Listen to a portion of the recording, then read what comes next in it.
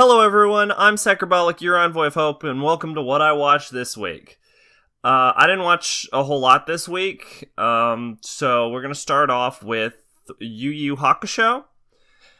Finish that off. When we last left off, I was kind of bored in the middle of the Dark Tournament arc, but I finished the remaining, 70 episodes? I don't know. I think it was about 70 episodes. I finished the remaining 70 episodes. And I was pretty much bored throughout most of the Dark Tournament. I don't know why people praise it so highly, but the final fight against Toguro was really good. Toguro is a pretty damn good character just all around. So then it got into the Chapter Black saga, and what I heard about if you didn't like Dark Tournament, you might like Chapter Black turned out to be pretty true. I liked that the Dark Tournament started to go away from like the over-the-top like Dragon Ball kind of rip-off fights, and instead became more of like psychological power like battles with like weird powers. Sensui, on the other hand, like the main antagonist of that arc, was fucking terrible. And they fought him for huge chunk episodes. Like, unlike the Toguro fight, which I felt was great, I thought it was a great ending to the Dark Tournament arc. I thought the fight against Sensui was fucking dull, and I thought he was a dull character, and I just wanted Toguro back. So yeah, fuck Sensui. And then, they pulled another ass pull, where it turns out that Yusuke was a demon the whole time. Ooh! Although I will give them credit, in the next arc, the final arc of the series, Three Kings arc, they actually did something with that ass pull. So, I kind of forgive him for that. I liked the Three Kings arc. I hear a lot of people complain that it was too short, and I could see that. It was a little rushed towards the tournament part. But I overall, I liked it. My problem with it was, like, the Kings kind of tired themselves out before they got to the final round. So this, like, fucking dude that only got, like, 2 minutes of screen time ends up winning the tournament. And it's like, well, I kind of feel like all of the previous character arcs were completely nullified due to this ending. And then what's even fucking stupider is that Yusuke was only supposed to be he was like, I'll be back in 3 years. But then he resolves the problem in like 6 months. So it's like, he could have just shown back up 6 months later. He's like, I was wrong about the 3 years thing. I'm back. But then he doesn't do that. Instead, they explain that he's just been fucking around in Demon World for 3 years. And I'm like, what the fuck is he doing fucking around in Demon World? Just go back already. You don't have any reason to be in Demon World. Everyone is dead. Your problem is solved. Fucking leave. And what's worse is the fact that he was gone for 3 years, and we know that Enki's rule as Demon King only lasts for 3 years. This means that there's only 6 more months of Enki's rule as Demon Lord. So even though Yusuke is back at the end of the series, we know he's just gonna go back to Demon World in 6 months and fucking nullify the whole goddamn point. I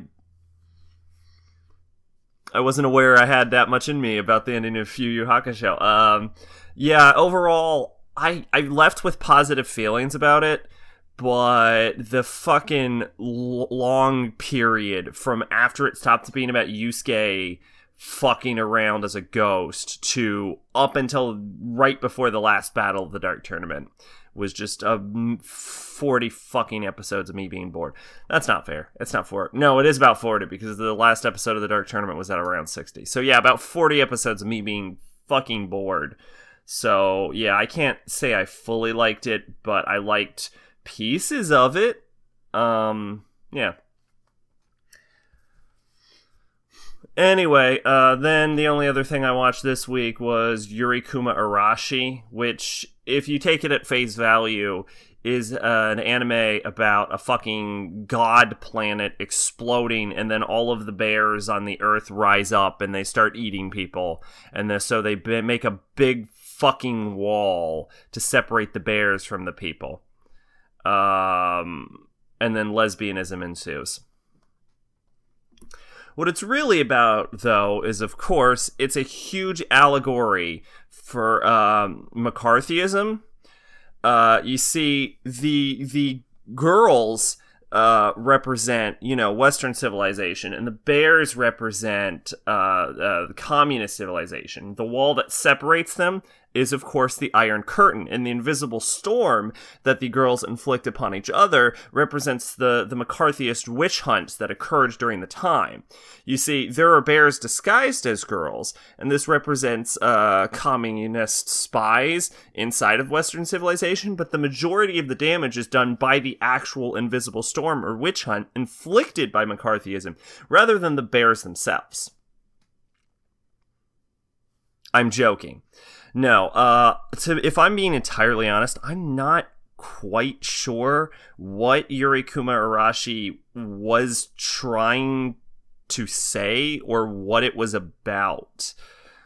My initial idea was that it was about, like, the treatment of gay people in Japanese society and how they were, like, ostracized or excluded, as the show loved to say.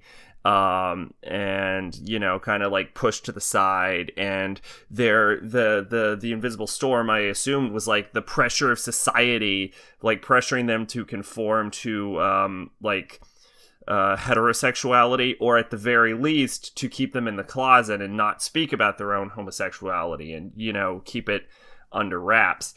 And that's what I assumed it was about, but like, for the life of me, I cannot figure out what the fuck the bears are supposed to represent.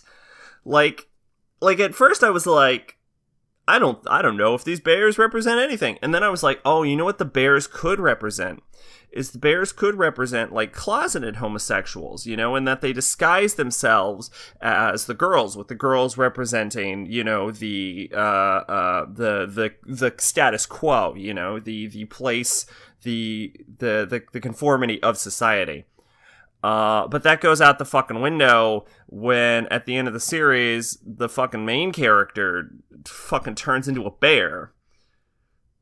So does she go into the closet? So that fucking whole idea gets thrown out the window. And I'm like, okay, maybe the bears are the opposite of that. Maybe the bears are like openly gay people. That doesn't make any fucking sense either, because the bears disguise themselves as the girls. So I don't know what Yuri Kuma Arashi is about. That's what I'm saying. I'm sure it's some kind of allegory for Japanese treatment of gay people, and I probably just don't get it because I'm not Japanese. That's my guess. Anyway, that's actually all I watched this week. But I will say I worked a lot on that video. And barring acts of God, I should have it out next week. Well, here's hoping. Anyway, I've been Psychobolic, your envoy of hope, and this has been what I watched this week. I'll see you next time, guys. Bye-bye.